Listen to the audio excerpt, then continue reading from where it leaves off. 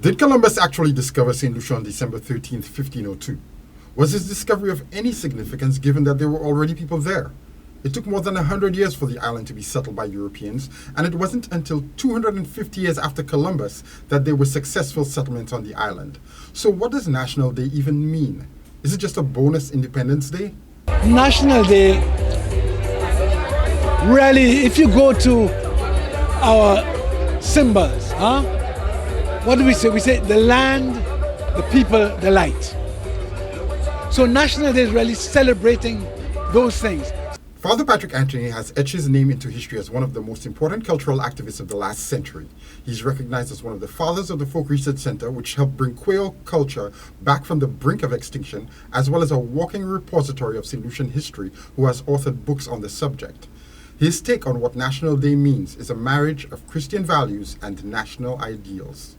Now for me, if you don't love your country, you have no sense of who you are.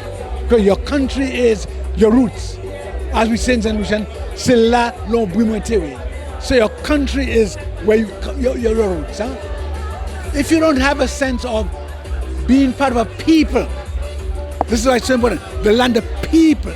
So we are together as a people, we are growing up, we are building up a nation as a people. While completely disregarding Columbus, Father Anthony placed the emphasis of the importance of National Day not on what history says, but on what St. Lucians need.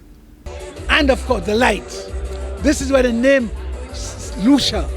Lucia comes from Saint Lucy, who is their patron of light, the blind.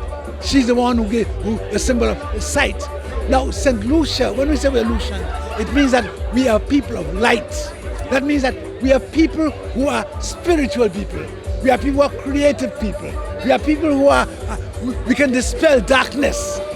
Light dispels darkness. For decades, St. Lucian excellence has been a light to the world. From Nobel Prize winners to scientists like Edsel Edmonds, footballers like Earl Ballhog Jean, and writers like Garth St. Omer, Kendall Hippolyte, and MacDonald Dixon, the island has been the birth chamber of heroes and heroines whose praises cannot be sung enough. But in 2024, a young woman named Julian Alfred opened the door for St. Lucians to accept that international excellence is their birthright if only they would reach for it.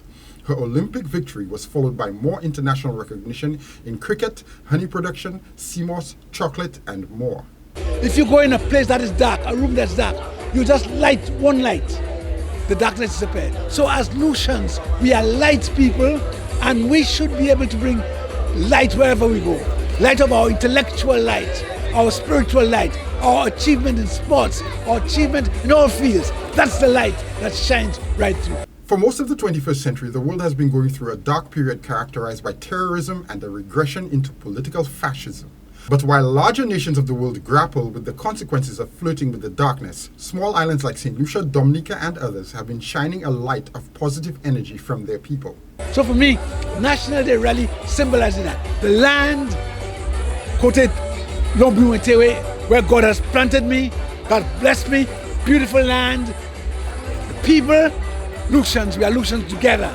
That's our sense. We are proud Lucians. And the light that symbolizes from our name that we are a light for the world, for the region.